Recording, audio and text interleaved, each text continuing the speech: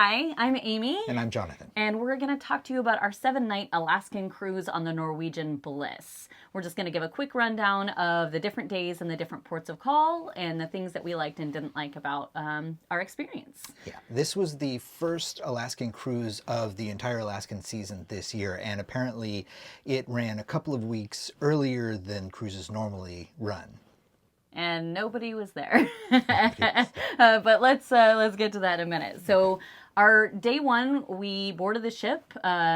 Everybody had posted, oh, we're going to be able to get on the ship early because it is docked from the night before. And so we got to the terminal early. They didn't care about the port arrival time at all. We just jumped in the line. And then we sat in a nice little waiting room. Do you have anything? Oh, it wasn't that long, really. We maybe sat there for about a half an hour after we got through security and check-in. And we're Disney cruisers, so this was a different way to board the ship of just walking right on and doing whatever you wanted. Mm-hmm. It was nice that our room was ready to go once we got there. We just walked, we explored a little bit first and then headed to the room, and it was beautiful. So. Yeah, we walked all around the ship just checking out the different venues and entertainment spaces. And we'll do a different video on like a tour of the ship, but this one's just going to be kind of a rundown. So that first day was mainly exploring, eating. We did one of the specialty restaurants that night, the teppanyaki. Yeah, one of the first things we did do when we got on is we went to the teppanyaki restaurant to alter our dining reservation that we had for Cagney's Steakhouse. The only way that we could book Cagney's ahead of time was to book it for 4 people, and we only needed it for 2. So one of the first things we did was go to the teppanyaki and modify that reservation. Day 2 was a sea day, and we love rough seas. We were one of the very few people on the ship that love rough seas. You know it's rough when they put the little barf bags on the stairs and everywhere you look. And it wasn't, compared to some of our other rough seas, it wasn't really that rough, but rough for most of the people on the ship, it seemed like. Yeah. I could hear a lot of people complaining about the super rough seas. It was a little rough, and you could see the pool splashing around all over, but it wasn't crazy rough. Oh, and one of the things that we had been researching ahead of time was weather, and we had seen that April was a warmer, sunnier climate for Alaska. We had seen that April there was a lot less rainfall in April, but there was rain every day. Every single day we got rain, and that sea day, everybody was inside. All the pools were shut down. All the stuff upstairs was nothing outside was doing. So yeah. Everybody stayed inside. It was windy and cold. Yeah, and just had fun inside the ship. So that was pretty much day 2, just rocking around the ship. And again, we'll give you a tour and talk about that a little bit later. But we're mostly going to talk about ports. So let's talk about day 3. Our first port was Sitka, Alaska. It didn't take that long to get off the ship, actually. They had shuttles to downtown Sitka, down by the visitor center, and we didn't end up having to wait. I did see reports of people who got off the ship a little bit later having to wait in line for a bit before they were able to get onto the shuttle, but we went right onto the shuttle, maybe 5-minute wait tops, and then they took us down to the visitor center. Along the way, we were just counting bald eagles. Yeah, when we woke up in the morning, it was snowing, and we kind of were like, hey, is that a bald eagle out there? We started to count as many bald eagles as we could find. We had brought our binoculars. We were just kind of on the lookout all day in all the trees. You could see the little white heads up there. Mm-hmm. One thing that Norwegian does, and we were not really expecting it. We kind of heard about it, but they port far from all of the ports. So it was about, I want to say, 15-minute bus ride. Yeah, maybe 15 minutes. In Sitka, it wasn't too bad getting from the ship to downtown Sitka. And especially because there weren't many people in the port. Most of the shops were closed. There were only a handful of things open. You could walk around town in 15 minutes. If you weren't stopping, there was a cool little Russian Orthodox church and some cemeteries that were neat. And some gift shops, but there were only, I don't know, not many things were open. Nobody's back for the season yet since it was so early. Yeah, because it was so early in the season, it seemed like for at least the first few weeks, the Norwegian Bliss was going to be the only ship there. So it was going to be in these ports 1 day a week. And so it didn't seem like anybody needed to bother ramping up their stores and getting employees in and training. There was a lot of training going on. They kept remarking that everybody was being trained, but there were plenty of stores where they weren't bothering to open yet. So it was nice having the town to ourselves. It was only cruise people in town, no other ships, and not many other locals either. Yeah, that was definitely something that I would say is really nice about taking one of the early cruises. Yeah, a lot of things aren't going to be open yet, but I did keep picturing what these places are going to look like when everybody's there, 5 ships in port at once kind of thing, and it was really nice to be able to just wander around with not huge crowds. Yeah, and it was cold too. So what I'm wearing is pretty much what we wore most of the ship, just get a different long sleeve undershirt and a vest. And then our parkas on top of that, or a really heavy duty jacket during those cold days, because it was cold and rainy, misty most of the day. And I had the misfortune of accidentally dropping my phone into the Pacific Ocean while trying to take a picture of a salmon ladder. And Jonathan was gracious enough to jump in and get it, but he was freezing the rest of the day because it was in the 30s, probably high 30s by that point, but still. We walked around the Totem Pole Park with a soaking wet Jonathan, and he refused to get back to the ship to change clothes. But it wasn't too bad. And that was pretty much day 2. We'd Sitka, wander around. It didn't take long. We went back early because we had seen everything that there was to see, or at least it seemed that way. We didn't book any excursions. Actually, that's something we didn't mention, was for the entire cruise, we had booked it last minute. It was a special deal, and then we wanted to make sure we did it as cheaply as possible. So we didn't book any of the cruise line's excursions or our own excursions. It was our first taste of Alaska, and we wanted to just poke around and see what it had to offer. And because we did book it so last minute, a lot of the more popular excursions had already been booked up anyway, so they weren't available to us even if we had wanted to. And they were really expensive, so we just wanted to kind of take it low key, and it was gorgeous with the snow. So getting there early in the season was really nice because everything was magical with all the snow-capped mountains and all the trees and everything. It was really magical and beautiful. So that was our Sitka day. There was a big line getting back on the ship, so expect that. If you're on Norwegian, I don't know about other ships. This was our first time in Alaska, but up for Norwegian, it was ridiculously long lines to get back on the ship, to board the bus just to get back on the ship, and to really give yourself enough time. Not super bad for Sitka, but in the next few days that we talk about, it got pretty bad. Before we took off on the cruise, they had sent us an email saying every port of call we're going to get there a little bit earlier than we had promised, like a half an hour earlier. But most of the ports of call we got there at 6:30-ish. Yeah, it was great to have extra time in port. Unfortunately, that extra half an hour was at the crack of dawn and no places were going to be open, and so there wasn't a lot that you could utilize at that early hour. Yeah, if you're just walking around and taking pictures of the beautiful scenery, it was perfect. But if you actually wanted to do some shopping, because we had to leave so early, especially on this day, Juneau Day, we had to leave early for the Inside Passage to try and go see the Dawes Glacier. So we didn't have a lot of time, but we also didn't want to get up at 6 a.m. to go explore, knowing nothing was going to be open. So we slept in and had breakfast at the buffet and then headed off the ship. We were still off the ship fairly early because I think the bus that we caught was at 8 a.m.? Yeah, I think so. I think it was 8 a.m. Because we wanted to get out to the Mendenhall Glacier. We had just looked up how to get there really cheaply on the public transportation, which was $2 per person. Mm-hmm. When we got off the ship, I was like, maybe we should try and take a bus out there, an excursion. They have a whole bunch of desks set up with all sorts of excursions that you can book right off the port. Mm-hmm. Well, not off the port. After you get off the bus that drops you off in the middle of Juneau. Yeah. Again, a 15 to 20 minute drive into Juneau. So plan that with your time. Or if you're doing an excursion, you don't have to worry about it because they'll take care of you there.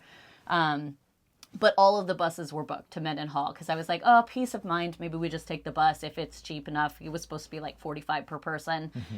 and they were all booked up. The only excursions that were still, or tours that were still available, were tours that combined the Mendenhall Glacier with like a city tour that we weren't really interested in taking anyway, and it was more expensive. So they were kind of trying to guide us towards those, which I get, but they were trying to dissuade us from taking the local bus. Right. They said it's for the locals, so get that. We don't want to take seats from the locals. But when we got over there was an express bus to Mendenhall Glacier.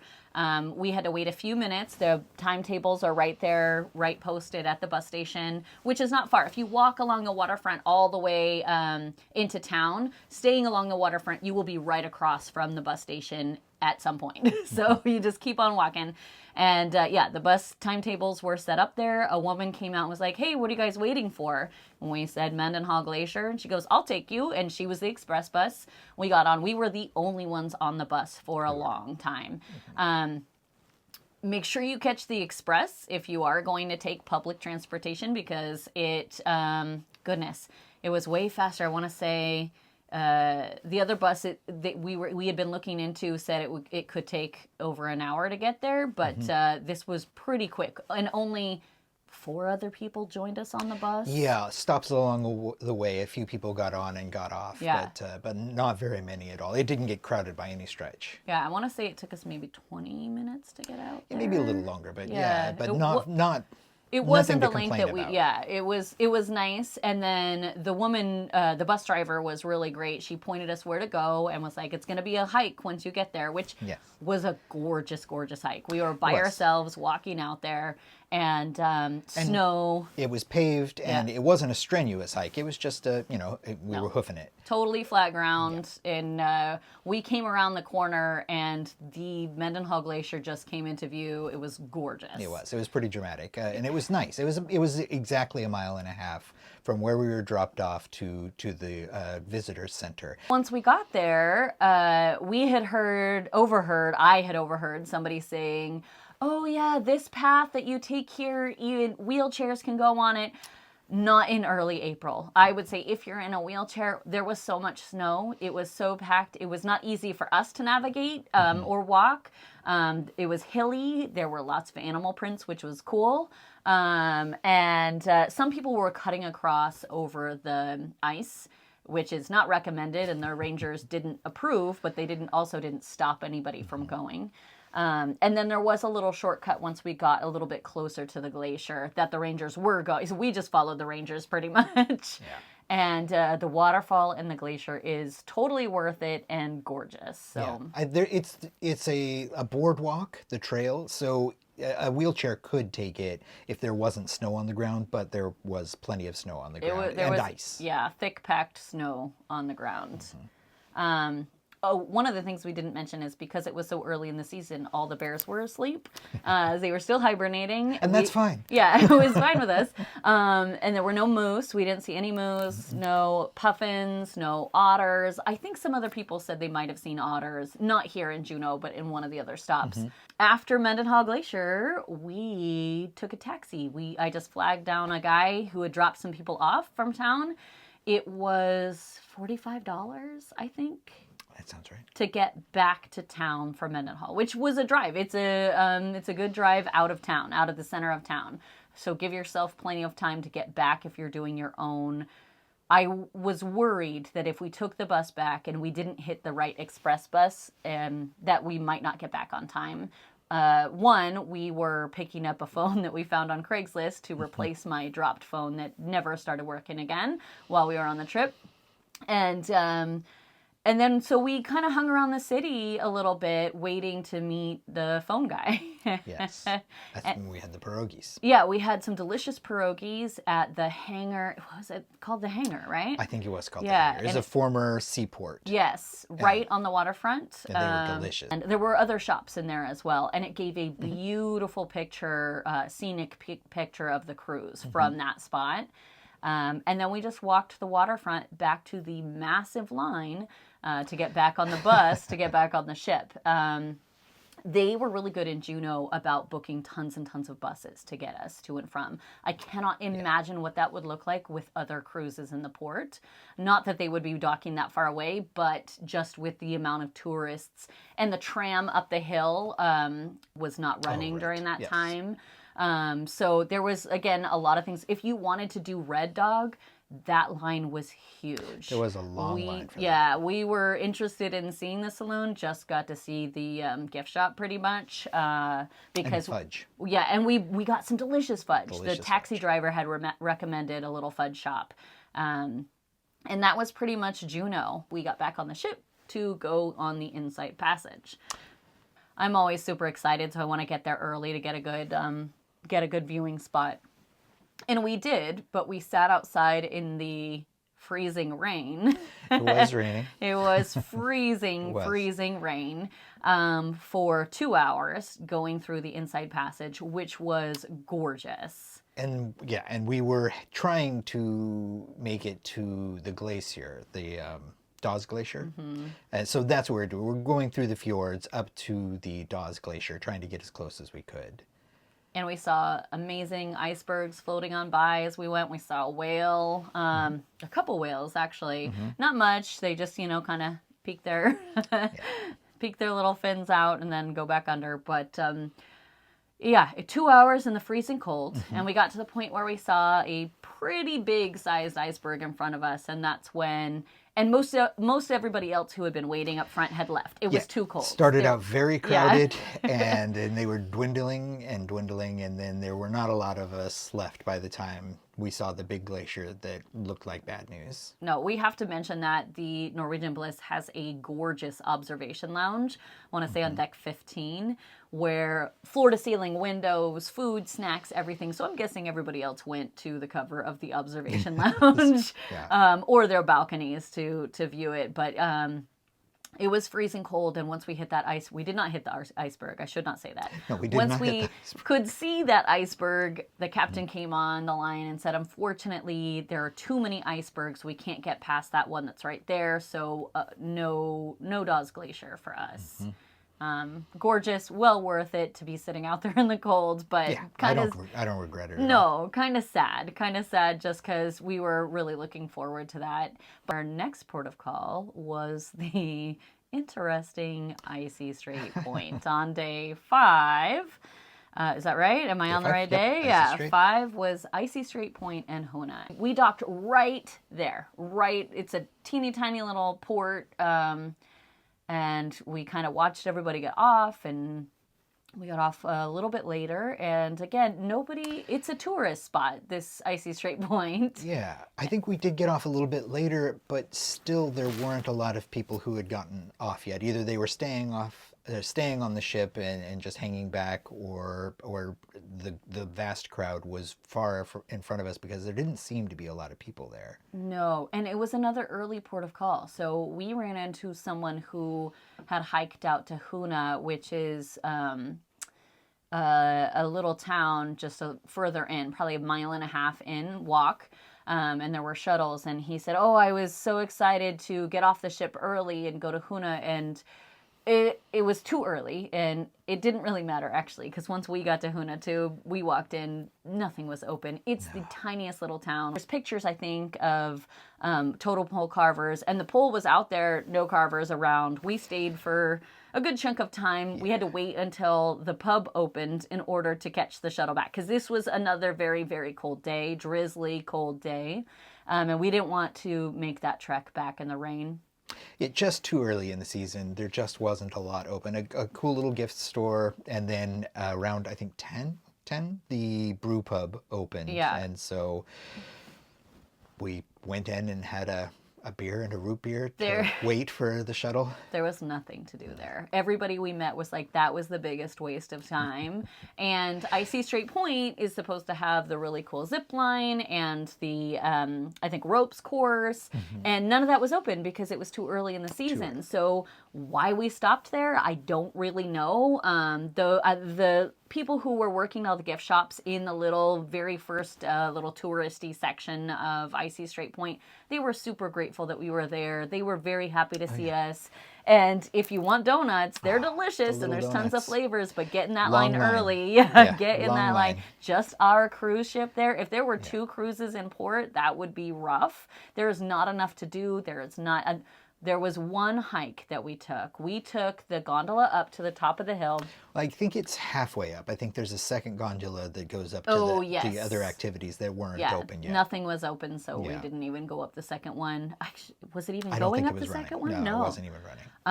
And we got off and hiked back, which was probably the best thing to do in Icy Strait Point. Besides eating donuts. Besides eating donuts. And they have a little cool salmon history museum. Oh, yes. The cannery. Their cannery, yeah. But there is a very, very cool, massive eagle's nest on your hike back to Icy Strait Point. And there's a sign, so you shouldn't miss it. It says "Look up." Look up, yeah. And we'll insert a picture or something so that you can see. But it is a gorgeous, and there were 2 eagles hanging at the nest, just kind of watching out. The hike was beautiful.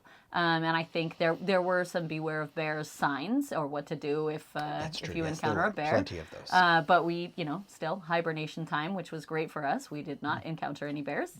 And then we just went back to the ship because there was nothing else to do. I am not a seafood eater. So there was a little restaurant that seemed to be where everybody was going. And we didn't also want to pay for extra food unless it was I don't know, something traditional, special, something very, very cool. It was a nice little restaurant, but if you're not a seafood eater, best to wait outside because it smelled like the seafood. Wave of seafood smell when you walked in, which is fine by me. I do eat seafood. Yeah, but, I was like, ooh, I need to leave. Yeah. So we got back on the ship and saw a whole bunch of whales on the away from the island side, obviously. But a lot of people had done whale watching tours in like the little bay that they have there. But we just saw them really close and directly off of, I want to say, like the port side of the ship. And it was really cool. We just stood there watching them for a while, and nobody was around. We were on the Lido deck. We were on the pool deck, just kind of watching. We were waiting for the American diner to open up so we could have some lunch. Even getting off pretty early, we were back really fast. There was not enough to do in Icy Straight Point. Okay, so we could have gone anywhere else. We could have spent more time in Juneau, more time in any of the other ports. Ketchikan, specifically, we would have loved more time in instead of stopping at this. Whales, sure, that's really cool. But we also saw tons of whales out on the open ocean. So I think this is a skip. If we're going to go on another Alaskan cruise, I will look for one that does not stop at Icy Strait Point. So our next port of call, day 6, was Ketchikan. And Ketchikan, the dock for Norwegian is like 25 it's out in Ward minutes Cove. away. Far. It is far. The coolest part about that port is they have a amazingly large gift shop once you leave the cruise ship. Now, we wish we would have gotten those gifts and squirreled them way back on the ship before going out to Ketchikan, because we'll talk about it in a minute, but we were able to walk right off the ship. We were able to walk right onto a bus. I think we left again about 8 o'clock in the morning. We were not willing to get off at 6 a.m. because I think that was when we docked. And once they drop you in Ketchikan, you're still about 14 to 15 minute walk from downtown. I think it was more like 20. Yeah. Yeah, and it was nice because there were a lot of gift shops. So we were, hitting them as we went along. But this was our shortest day, right? This was our shortest port of call. We had to be back. The buses stopped running at 11:30? 12:45. So we needed to cram so many things in, or we wanted to see, oh goodness, what was the district over there? Oh, Creek Street. We wanted to see Creek Street. I had personally bought our own tickets to the Lumberjack show. So we did that separately, again, cheaper. but without that guarantee that you're going to get dropped back off right back at the port. So we hightailed it through all these gift shops, kind of rushing through a little bit. Most of the shops were closed, like the typical everyday. Along the main street there. The main drag there. Most of the shops were closed. Most of the restaurants were closed. But we did make it to Creek Street, and we got to see the salmon ladder, which was cool. They were working on the boardwalk over there. It was pretty neat seeing them swap out the boards. They were very friendly people. They're very interesting ladies at the trying to get us to come in. Light, Unfortunately, we did not have enough time to do all the tours and all the fun stuff over in Creek Street because we had to hightail it back to the Lumberjack show. We got lucky. It was a nice day in Ketchikan. I guess Ketchikan is one of the rainiest places, or the rainiest place in Alaska. They said that. And but we had a nice day, and it was a very, very fun show. If you've never done the Lumberjack show before, I recommend it. It was fun. It's a competition between Canada and American lumberjacks, and clearly scripted because some of them went up on their lines, and it was very, very fun. And but we had to hightail it back as soon as the show was over. Yeah, we saw it turns out that we saw the very first Lumberjack show of 2024, and the excursion from the ship was the same show. We had thought that there was going to be an earlier show just for the ship and then a show that we were going to catch. And we knew it was going to be a little bit tight making it back before, all aboard time.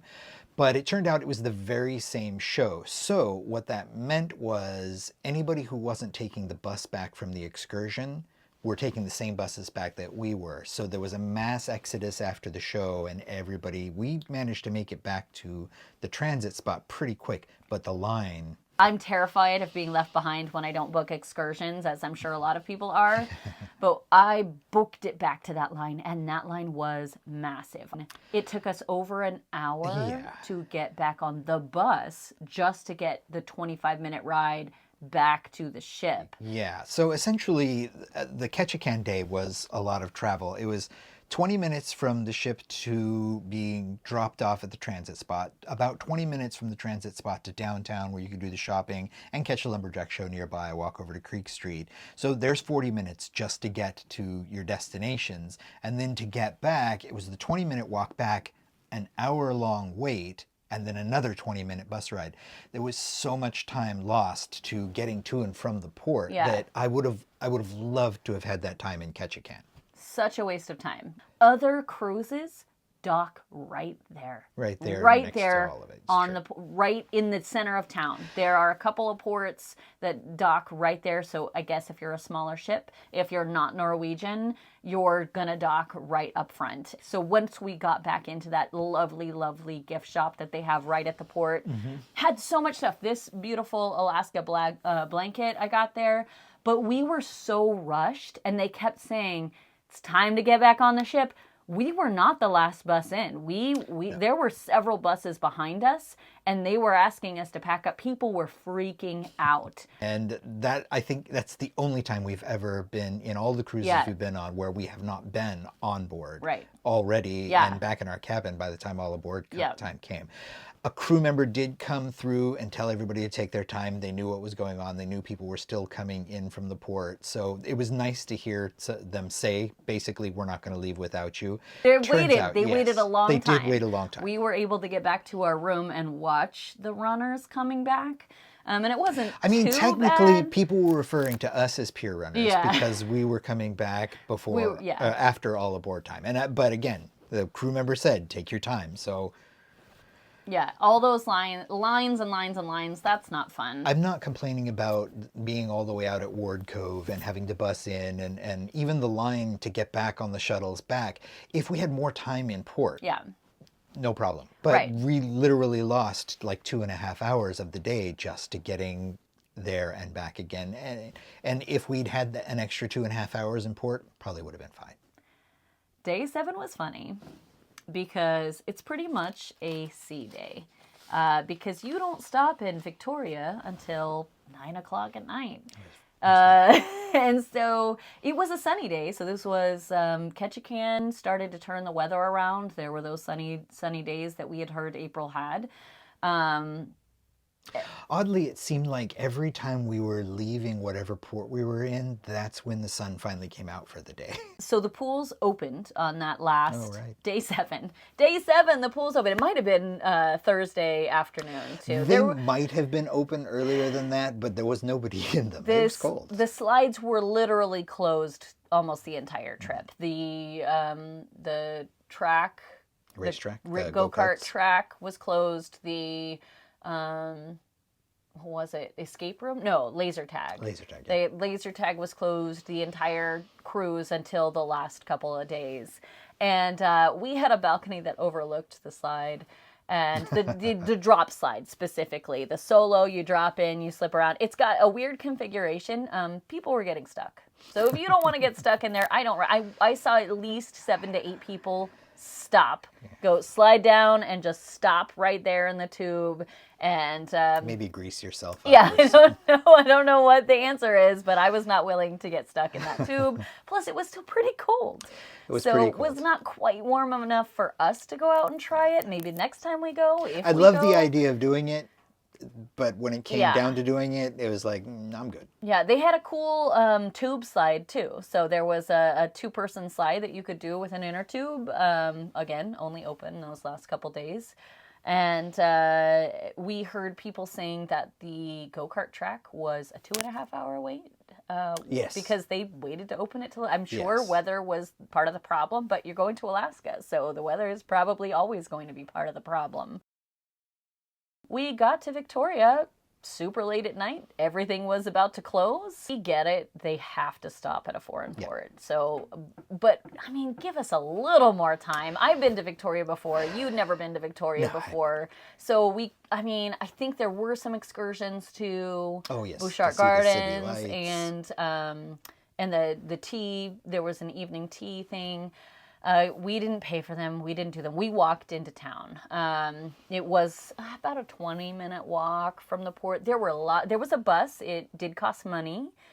I want to say $10 per person. I don't remember now. We just went like, we're just like, we'll walk. We need the extra. We are cruising. We need the exercise. And there was like a fisherman's wharf that we walked by, but unfortunately it was closed. Literally just closed. And we got off pretty quickly. I don't think we waited too long. We kind of waited for the mass exodus of everybody rushing to get off. So probably like 20 minutes after we were getting off. There is a little gift store at the port. And if you're going to go into Victoria, just skip that until you get back. It was like sardines in there. Yeah. It was kind of amazing how many people were crammed into that little space, and I can't imagine the line that there must have been to buy things. Maybe it was people who were just getting off, buying something in the little shop and getting right back on the ship. But most of those same things were in the actual town itself, so we just walked. The unfortunate part is you don't know if they're going to be open, so we were booking it to try and find. We also found another teeny tiny little gift shop right on the waterfront, which was cool. That had like a Victoria light up sign and some orca really cool sculptures or art pieces. This was a Friday night, and so there was activity going on at restaurants and bars, but the trinket shops and souvenir shops, they were closing up. Yeah, so how long did we have in that port? Do you remember? Look, like 3 hours. Disney Cruise Liners, look how great we got, what we got. Yeah, all aboard was 11:30, so we arrived at 8. I don't know that we got there right at 8. We must have gotten there. Yeah. Yeah. When we came in, there was still a little bit of daylight, but because there were people down at a pier with a little lighthouse who were watching the ship come in and waving. But by the time we docked and were able to get off, it was full dark. I don't know if booking an excursion is the better way to go. Walking in was fine. Felt super safe. The streets were dark, but once you got into the main downtown, it was beautifully lit. The city looked really pretty. Wish we had some time to really see more.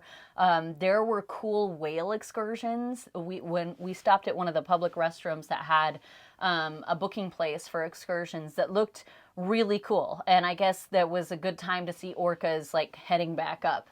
But it was so dark and we couldn't book anything, so we didn't get to do any of that stuff. But the city was really neat, easily walkable. That was it. We were in Seattle the next morning and waiting to get off the ship that next morning. It was a little chaotic. We decided that we wanted to stay on the ship as long as possible, so we chose the later departure time, and but unfortunately there wasn't anything open, and so it was really just sitting and waiting for them to call our color. We had a great time. I would totally do it again. And I wouldn't hesitate to go to be the first in the season again either. Yeah. You know, despite the number of things that were closed, it was gorgeous. There was snow on top of all of the peaks. I've seen videos and pictures, more recent pictures, that the snow's all gone now, but it was all over everything, and it was beautiful, and it was not crowded, so that was nice as well. So magical, so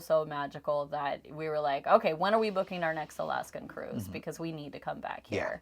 I don't know if we'll get the same deals, probably not. And it would be fun to go when the salmon's running and see bears from a distance and maybe some moose from a distance and all of the fun things that we missed this time. Maybe some more glaciers. But yeah, that's kind of a highlight. It was way longer than I thought it was going to be of our ports of call. So thanks for watching.